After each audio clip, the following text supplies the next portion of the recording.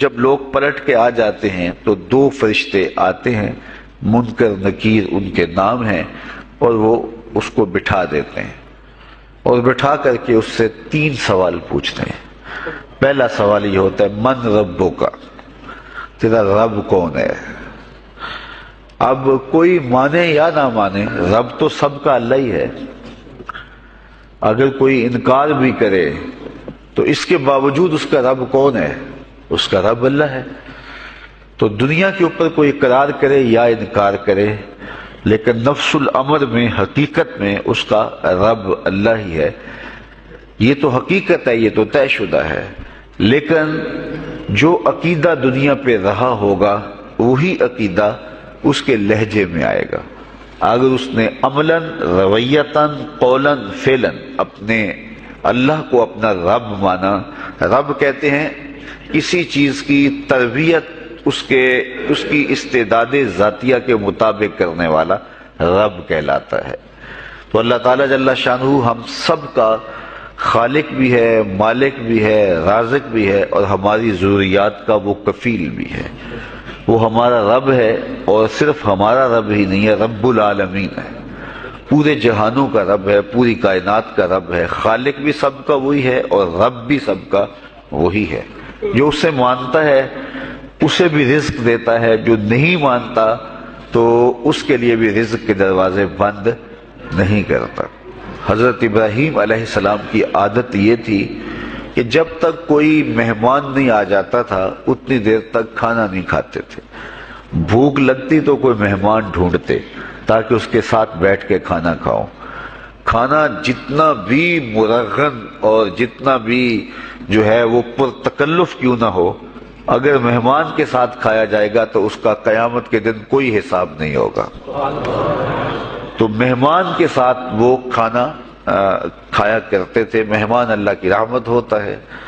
اچھا، وہ ایک دن مہمان ڈھونڈنے نکلے تو ایک بوڑھا شخص ملا تو اسے اپنے ساتھ گھر میں لے آئے، بٹھایا دسترخوان پہ۔ جب کھانے کا وقت آیا تو کہا کہ اللہ کے نام سے شروع کرو۔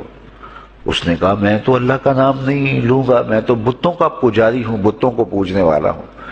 حضرت ابراہیم علیہ السلام نے کہا کہ تیرے ساتھ میرا تعلق کوئی کاروباری، کوئی ذاتی، کوئی اور تو ہے نہیں، میں رب کے لیے ہی تو تجھے کھلا رہا ہوں، اور اگر تو رب کا نام ہی نہیں لے گا تو پھر میرا تیرا رشتہ کیا باقی بچتا ہے؟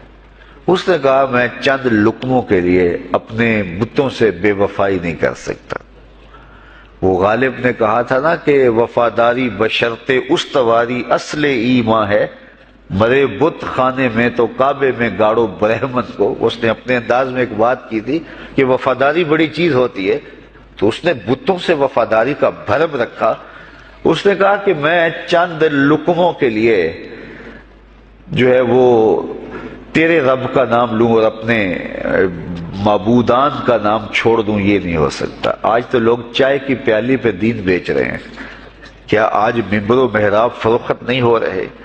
لیکن اس بوڑھے شخص نے کہا کہ میں چند لقموں کے لیے، چند ٹکڑوں کے لیے میں اپنے بتوں سے بے وفائی نہیں کر سکتا۔ حضرت ابراہیم نے کہا تو اگر بتوں کے ساتھ اتنی محبت رکھتا ہے تو پھر میں بھی رب کے نام کے علاوہ تجھے دینے پہ آمادہ نہیں ہوں۔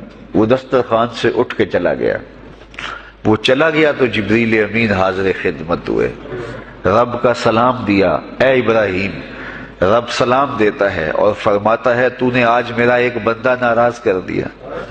یا اللہ، وہ تیرا بندہ تھا، اس کو تو تیرا نام لینا بھی گوارا نہیں تھا۔ کہا ابراہیم اس کی عمر کتنی ہوگی؟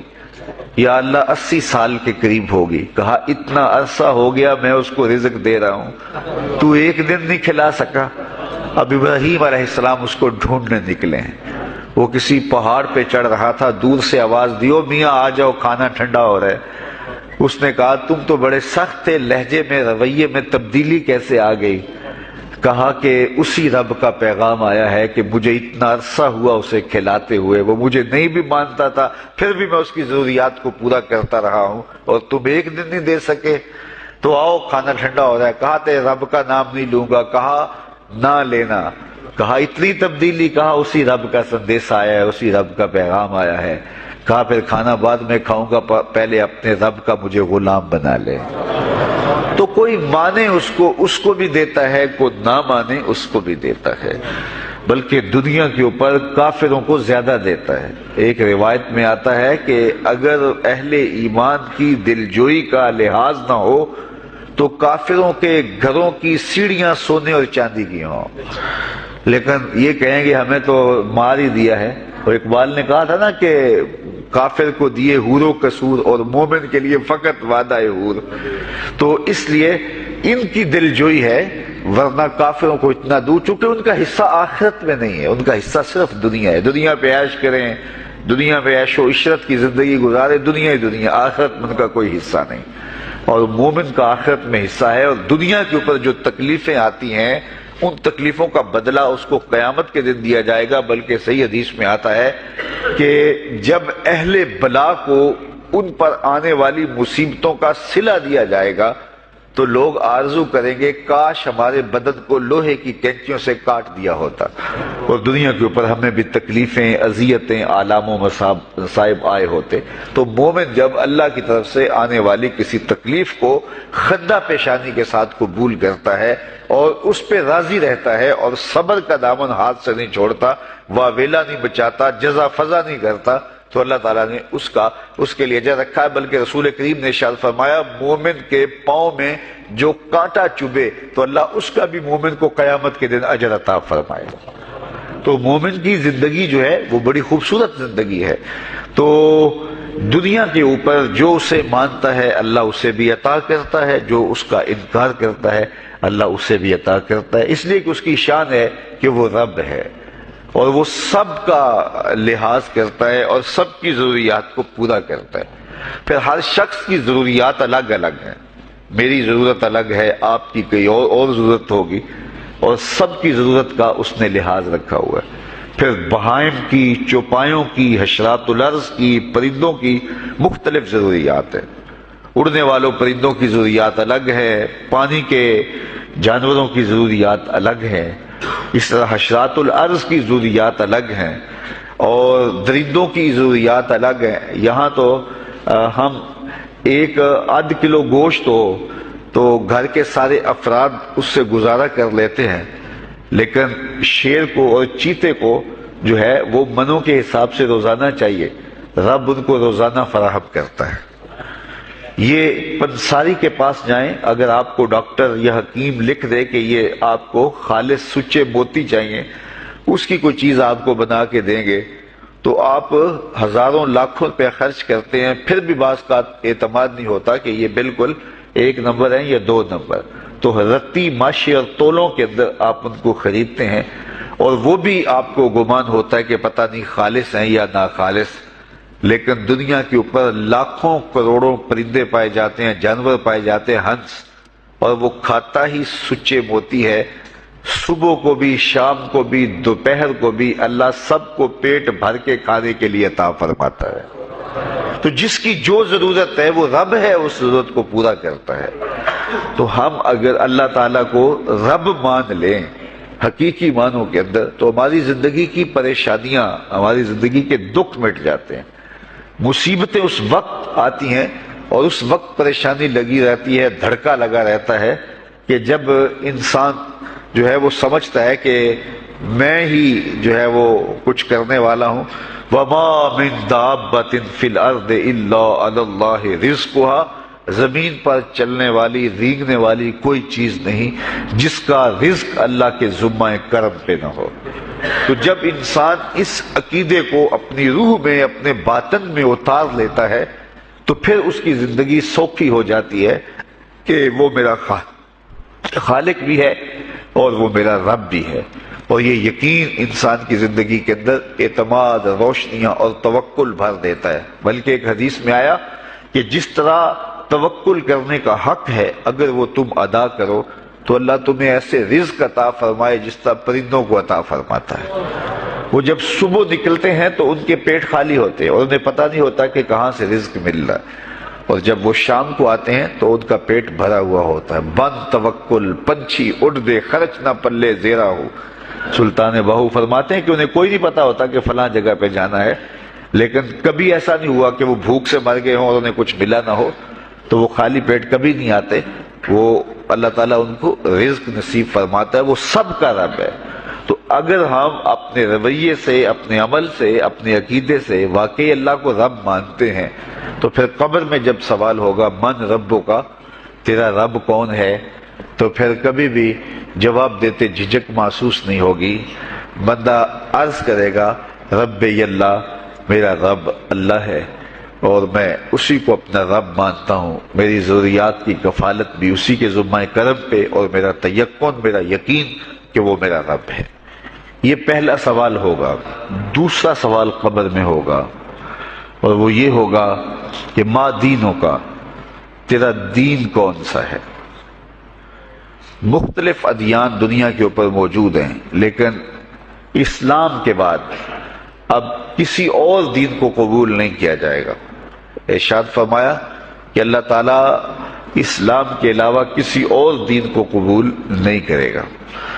تو یہ اگر میں اپنے عمل سے، اپنے رویے سے، اپنے طرز زندگی سے، اپنے انداز معاشرت سے اسلام کو اپنے اوپر غالب کر لیا، تو پھر قبر میں جواب دیتے ہوئے کوئی جھجک محسوس نہیں ہوگی. بندہ عرض کرے گا کہ دینی الاسلام، میرا دین اسلام ہے، میرا طرز زندگی، میرا انداز معاشرت، میرا سبھی کچھ اسلام کی مطابقت میں تھا، اور میں اسی کو اپنا دین مانتا ہوں. صرف زبان سے نہیں، اپنے رویے سے بھی، اپنے طرز زندگی سے بھی، اپنے انداز معاشرت سے بھی.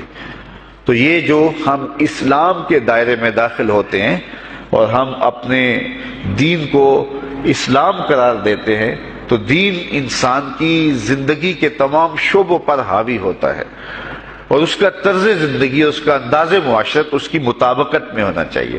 تو قبر میں یہ سوال پوچھا جائے گا کہ تیرا دین کیا ہے. باوجود کہ اللہ تعالیٰ جل شانہ کو پتہ ہے کہ اس کا دین کیا تھا، اللہ کو پتہ ہے کہ یہ کس کو رب مانتا تھا، لیکن قبر میں یہ سارا سلسلہ ہوگا. اور صحیح احادیث کے اندر ان سوالوں کا تذکر آیا ہے کہ یہ سوال پوچھے جائیں گے کہ تیرا دین کیا ہے. اب اس نے اگر اپنا طرز زندگی، اپنا انداز معاشرت اسلام کی مطابقت میں رکھا ہوگا، اور دین کو اس نے دین سمجھا ہوگا، اسلام کو ہی اپنا دین عملاً، رویتاً، ہر خوشی غمی کے موقع پہ اس نے اسلام کو ہی ترجیح دی ہوگی، تو پھر اس کو کوئی جھجک نہیں ہوگی جواب دیتے ہوئے کہ میرا دین اسلام ہے. میرے شب و روز، میری زندگی کے نشیب و فراز، میری زندگی کی کا ہر گوشہ جو ہے وہ اسلام کی مطابقت میں گزرتا تھا.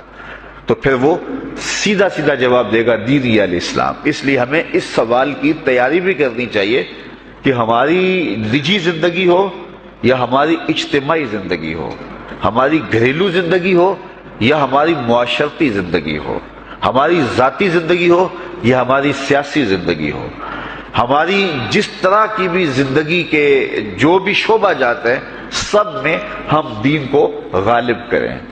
ہم صرف مسلح کے مسلمان نہ بنیں کہ 5 نمازیں پڑھ لیں اور ہم کہتے ہیں مسلمان ہیں، روزے رکھ لیے، تراویح پڑھ لی، اور ہم نے جو ہے وہ زکوٰۃ دے دی اور حج کر لیا، تو اس سے ہم مطمئن ہو گئے کہ ہم مسلمان ہیں. اسلام ایک مکمل اور اکمل اور کامل ضابطہ حیات ہے. اپنے ماننے والوں کو زندگی گزارنے کا پورا اسلوب اور مکمل کامل رہنمائی دیتا ہے. ہم نے ہمسایوں کے ساتھ سلوک کیسے کرنا ہے، یہ ہمیں اسلام بتاتا ہے. ہم نے بیوی کے ساتھ سلوک کیا کرنا ہے، یہ ہمیں اسلام بتاتا ہے. اولاد کی تربیت کیسے کرنی ہے، اسلام کی واضح تعلیمات ہیں.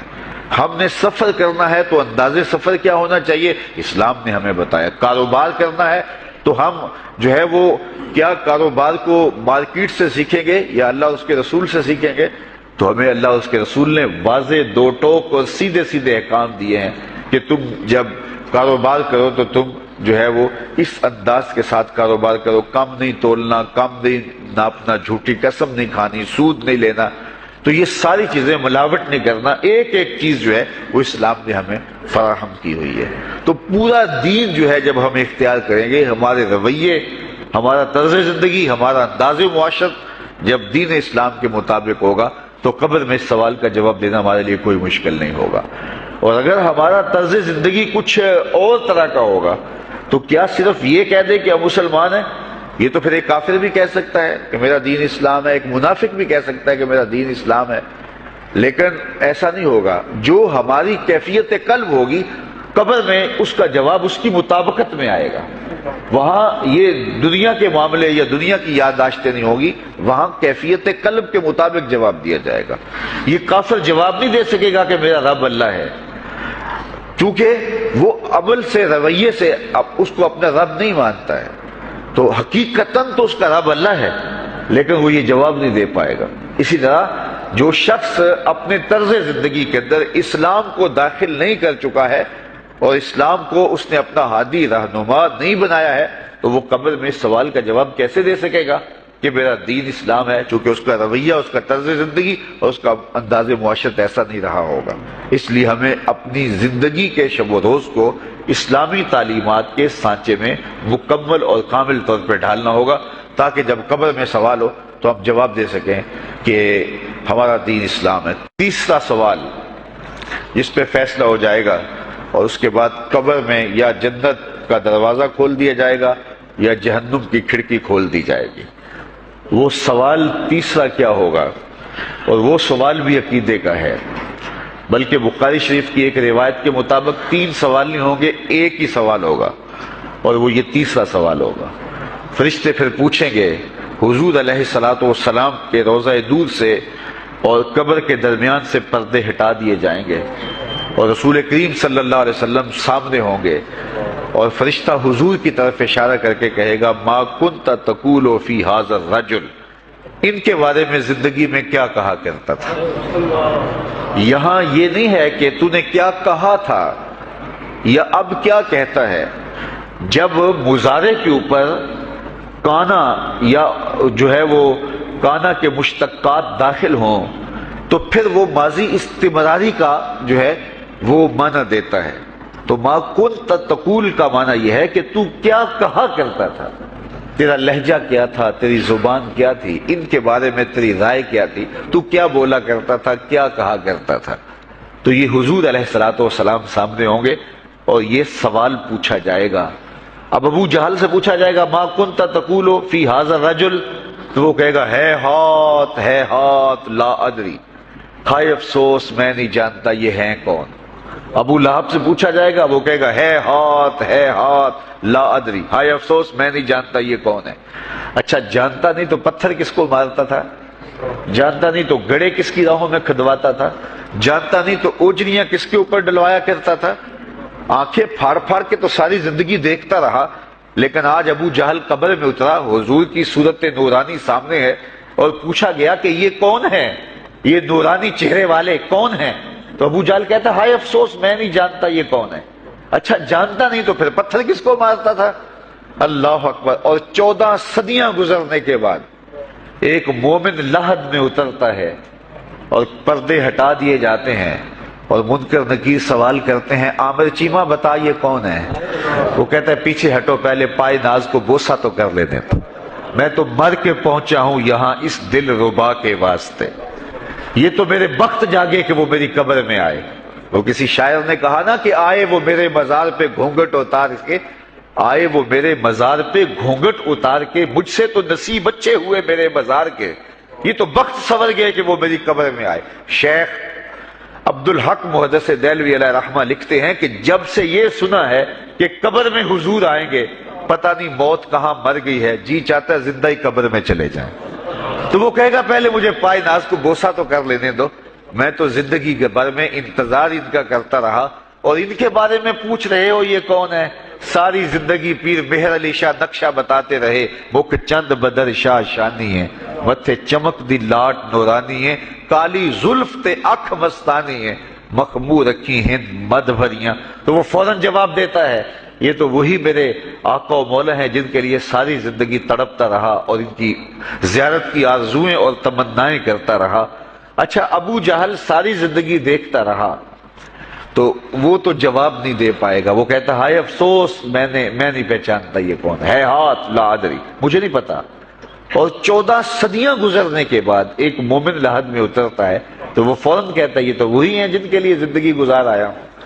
تو جس نے دیکھا تھا وہ پہچان نہیں سکتا، اور صدیوں بعد جو دنیا کے اوپر آیا وہ فوراً پہچان بھی رہا ہے اور پائے ناز کو بوسے بھی کر رہا ہے، تو پھر اس کا کیا جواب ہوگا؟ تو اس کا جواب علامہ اقبال علیہ رحمہ نے دیا۔ وہ کہتے ہیں قبر میں یہ جو آنکھیں ہیں ان میں تو مٹی پڑی ہوگی، یہ تو بند ہوگی، دل کی آنکھیں کھلی ہوں گی۔ ابو جہل نے ان آنکھوں سے دیکھا تھا، یہ آنکھیں تو اب کھلی نہیں ہیں، تو ان سے وہ کیسے پہچانے گا؟ اور دل کی آنکھوں نے حضور کو دیکھا ہی نہیں تھا۔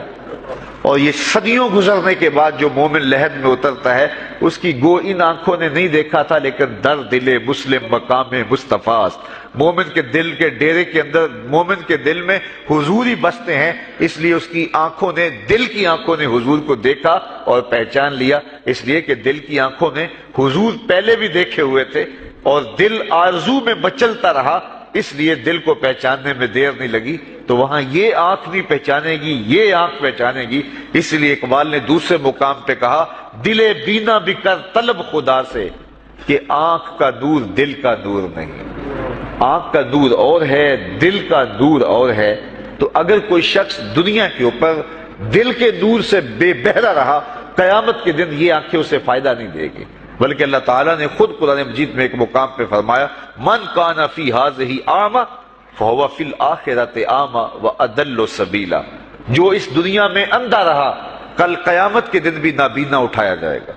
اس سے ان آنکھوں کی بے نوری قطعاً مراد نہیں، کسی مفسر نے نہیں لکھا، بلکہ وہ تو واضح حدیث میں آتا ہے جو دنیا میں ان دو محبوب چیزوں سے آزمایا گیا، اللہ تعالیٰ قیامت کے دن اسے صلہ عطا فرمائے گا۔ یہ جو دنیا کے اوپر نابینا ہوتے ہیں، نابینا ہو جاتے ہیں یا پیدائشی نابینا ہوتے ہیں، تو یہ دنیا کی لذتوں سے اور دنیا کے نفعوں سے لطف اندوز نہیں ہو پاتے۔ یہ بہت بڑی آزمائش ہے، جہان اندھیر ہوتا ہے ان کے لیے، لیکن قیامت کے دن اللہ تعالیٰ اس کا بہتر صلہ ان کو عطا فرمائے گا جو دو ان محبوب چیزوں سے آزمایا گیا۔ تو اگر وہ دنیا پہ اندھا تھا حقیقی طور پہ اور قیامت کے دن بھی اندھا اٹھایا جائے گا، یہ تو پھر مناسب نہیں ہوگا۔ تو یہ جو قرآن نے کہا جو دنیا میں اندھا رہا وہ قیامت میں بھی اندھا اٹھایا جائے گا، تو اس سے ان آنکھوں کی بے نوری قطعاً مراد نہیں ہے، اس سے دل کی بے نوری مراد ہے۔ تو دل اگر بینا ہوا، دل اگر روشن ہوا، تو پھر قبر کے اندر بھی دل دے دیوے دی روشنائی جاوے وچ زمینہ، تو پھر وہ معرفت رسول کا سبب ہوگا دل کا اجالا، اور پھر حشر کے اندر بھی جو ہے وہ دل کی آنکھیں روشن ہوں گی۔ تو جس نے اپنے قلب کو نور معرفت سے، نور ایمان سے اور نور محبت سے منور نہیں کیا ہے، تو وہ قبر کے اندر، حشر کے اندر نابینا ہی اٹھایا جائے گا، اور یہ قرآن کی صریح نص ہے۔ تو اب ابو جہل نے ان آنکھوں سے دیکھا ہے، لیکن جب سوال ہوتا ہے بتاؤ یہ کون ہے، تو وہ کہتے ہیں ہے ہاتھ لا ادری، افسوس میں نہیں جانتا۔ اور صدیاں گزرنے کے بعد ایک مومن لحد میں اترتا ہے، ظاہری ملاقات بھی نہیں ہے، جب اس سے پوچھا جاتا ہے یہ کون ہے، تو وہ کہتا ہوا محمد صلی اللہ علیہ وسلم، یہ تو وہی آقا ہے جن کے لیے ساری زندگی، جن کے تذکروں کی خوشبو سونگھتا رہا ہوں، تو مجھے تو جو ہے وہ ان کے پائے ناز کو بوسہ کر لینے دو۔ تو بتاؤ اس کے دل کی آنکھوں نے حضور کی معرفت حاصل کی اور حضور کو پہچان لیا، تو دل بینا بھی کر طلب خدا سے کہ آنکھ کا نور دل کا نور نہیں۔ تو حضور علیہ الصلوۃ والسلام کے حوالے سے جب سوال ہوگا، اگر اس سوال کا جواب نہیں آیا تو پھر جہنم کی کھڑکی کھول دی جائے گی، اور اگر اس سوال کا جواب آیا تو پھر جنت کے دروازے کشادہ کر دیے جائیں گے، اور جنت کی ٹھنڈی ہوائیں اس کی قبر میں آ جائیں گی، بلکہ حدیث میں آتا اسے کہا جائے گا کہ نم کنومت العروس، ایسے سو جا جس طرح دلہن سوتی ہے۔ اور وہاں سے لے کر کے حشر تک کا سفر جو ہے اس کے لیے بہت لمبا سفر نہیں ہوگا، وہ ایسے ہوگا کہ جو ہے وہ ایک خوبرو کے گلے سے ہار گرے گا اور وہ موتی ٹوٹ کے گر جائیں گے، اور وہ اس کو چننے میں مصروف ہو جائے گا، ابھی سارے موتی چن نہیں پائے گا کہ قیامت آ جائے گی۔ یہ مومن کے لیے اللہ نے آسانی رکھی، 50,000 سال کا دن ہوگا یوم محشر، لیکن جو مومن ہوگا اس کے لیے حشر کا اتنا بڑا دن ایسے ہوگا جتنا عصر کا وقت ہوتا ہے، تو اتنے تھوڑے وقت میں اس کے لیے گزر جائے گا۔ تو یہ 3 سوال کا